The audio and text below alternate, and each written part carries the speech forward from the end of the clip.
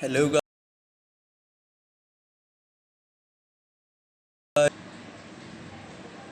hello guys, welcome to my channel. And now we discussed today antonyms, very important 20 antonyms of the current syllabus. ये सब विषय में आपके काम आने वाले हैं, सो जुड़ जाइए मेरे साथ और इनकी अच्छे से प्रैक्टिस कीजिए। हो सकता है इसमें से आप 20 में से अगर आप याद करते हैं तो हो सकता है कि आपके एक या दो एंटोनिम्स पूछे जाएं जो आपके लिए बहुत ही फ़ायदेमंद हो सकते हैं। सो नाउ कनेक्टेड एंटोनिम्स, जिसे आप जानते हैं कि हिंदी में विलोम शब्द कहा जाता है, एक दूसरे के विपरीत कहा जाता है। तो सबसे पहले अपना वर्ड है, पहला वर्ड है अपने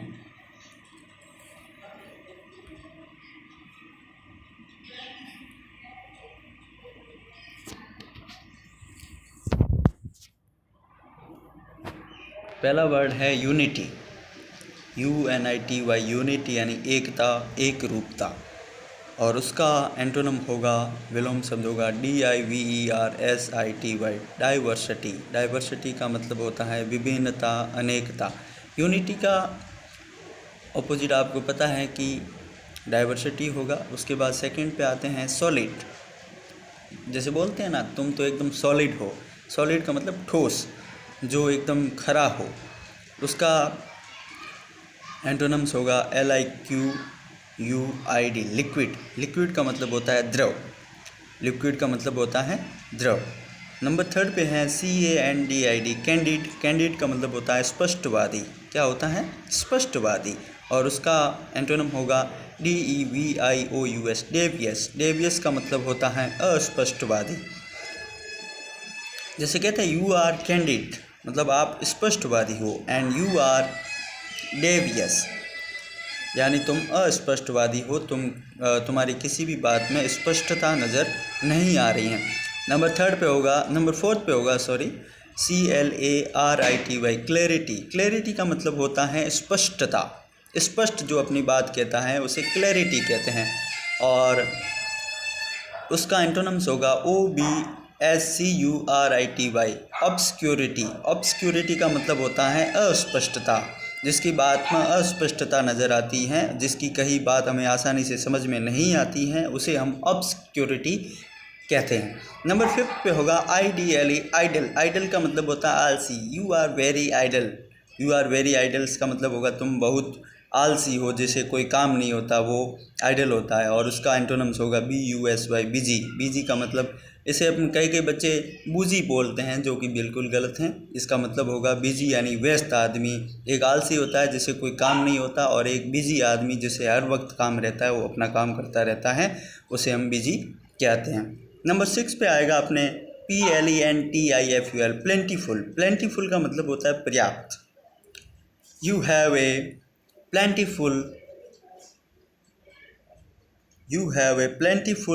टाइम, तुम्हारे पास पर्याप्त समय है। प्लेंटीफुल का एंटोनम्स होगा स्केर्स, SCARC। स्केर्स का मतलब होता है अपर्याप्त। क्या होता है फ्रेंड्स? अपर्याप्त। नंबर 7 पे होगा SOLVENT, सॉल्वेंट। सॉल्वेंट का मतलब होता है विलायक, जो आसानी से किसी के अंदर है जो घुल जाए, विलायक हो जाए, उसे हम सॉल्वेंट कहते हैं। और उसका ऑपोजिट होगा INSOLVENT, इंसॉल्वेंट। इंसॉल्वेंट का मतलब होता है अविलायक, जो कि किसी के अंदर आसानी से ना घुले। नंबर 8 पे आता है BONDAG, बॉन्डेज। बॉन्डेज का मतलब बंधन। किसी के साथ आप बंध जाते हैं, किसी के प्रेम में आप बंध जाते हैं, उसे अपन बंधन कहते हैं। और एक इसका एंटोनम्स होगा FREEDOM, फ्रीडम। फ्रीडम सब जानते हैं, आज़ादी, स्वतंत्रता, स्वतंत्र आदमी, जिसके ऊपर किसी प्रकार का बंधन ना हो, उसे हम फ्रीडम कहते हैं। नंबर 9 पे आता है कॉन्शियस, CONSCIOS, कॉन्शियस यानी चेतन। जिसके अंदर जैसे किसी व्यक्ति को आप अगर हाथ लगाते हैं और उसको महसूस होता है कि किसी ने मुझे टच किया है, या फिर किसी प्रकार की बात हो रही, तो वो चेतनता होती है। और उसका ऑपोजिट होगा अनकॉन्शियस, UNCONCIOS, कॉन्शियस। अनकॉन्शियस का मतलब होता है अचेतन, जड़। नंबर 10 पे आता है BITTER, बिटर। जो सब जानते हैं आप, बिटर का मतलब होता है कड़वा। क्या होता है? कड़वा। और इसके एंटोनिम्स होंगे सुगरी मीठा, स्वीट मीठा, मेलो का मतलब भी होता है मीठा। ये इम्पोर्टेंट है, आपको याद करना चाहिए। नंबर 11 पे आता है अम्यूज़, AMUSE। अम्यूज़ का मतलब होता है आनंद लेना। क्या होता है? आनंद लेना। और इसके एंटोनिम होंगे एनॉय, बोर। एक जब किसी एक काम को आप करते हैं तो आपको उसमें आनंद आता है, इसका मतलब आप अम्यूज़ कर रहे हैं उसको। और एक जिसमें आपको बिल्कुल भी मज़ा नहीं आ रहा, वो अनॉय होता है, जिसे बोरिंग होना कहते हैं, आप बोर होते हो। नंबर 12 पे आता है इनएविटेबल। इनएविटेबल का मतलब होता है अनिवार्य, जिसको करना ही करना है, जिसका कोई विकल्प ना हो, देयर आर नो ऑप्शन, वो होता है इनएविटेबल। उसका एंटोनिम्स होगा अवॉइडेबल, AVOIDABLE। अवॉइडेबल का मतलब होता है जिसे अनदेखा कर दिया जाए, जिससे करना अनिवार्य ना हो, वो होगा अवॉइडेबल। नंबर 13 पे आता है CONCUR, कॉन्क्योर। कॉन्क्योर का मतलब है किसी से सहमत होना। किसी की बात से जब आप सहमत हो जाते हैं तो उसे कॉन्क्योर कहा जाता है। और आपको पता ही है, जब आप किसी से सहमत नहीं होते हो तो उसे डिसएग्री कहा जाता है। बस एग्री के सामने आपको डिस लगाना है और वो हो जाएगा। ये प्रीफिक्स हैं, प्रीफिक्स लगाना आपको डिस, और डिस लगाती ये है जो डिसएग्री हो जाएगा, जिसका मतलब होता है किसी से असहमत होना, किसी सहमत नहीं होना। नंबर 14 पे आता है HUGE। इसे ह्यूज कहते हैं। ह्यूज यानी विशाल, ह्यूज यानी विशाल, बड़ा, मोटा। और उसका ऑपोजिट होगा, एंटोनम्स होगा टिनी, TINY। टिनी का मतलब होता है सूक्ष्म। हिंदी में अगर कहा जाए तो उसे क्या कहेंगे अपन? सूक्ष्म। नंबर 15 पे आता है FATTY, फैटी। फैटी यानी होता है मोटा। फैटी यानी क्या होता है? मोटा।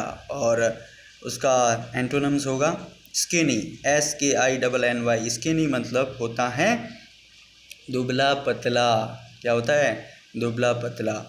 सो आई होप, मैं आशा करता हूँ कि आप सबको ये एंटोनम्स अच्छे लगे होंगे। और आप अगर इन्हें पढ़ के अगर कहीं भी आपका एक या एक से दो एंटोनिम्स कहीं अगर पूछे जाते हैं कॉम्पिटिटिव एग्ज़ाम में, तो मुझे बहुत खुशी होगी। और अगर आप इसी प्रकार से अनेक वीडियो चाहते हैं हमारे चैनल पे, तो हमारे चैनल को आज ही सब्सक्राइब कर लीजिए और बेल आइकन को प्रेस कर लीजिए, ताकि हमारा कोई भी वीडियो सबसे पहले आपके पास पहुंचे और आप उसका अधिक से अधिक फ़ायदा उठा सकें।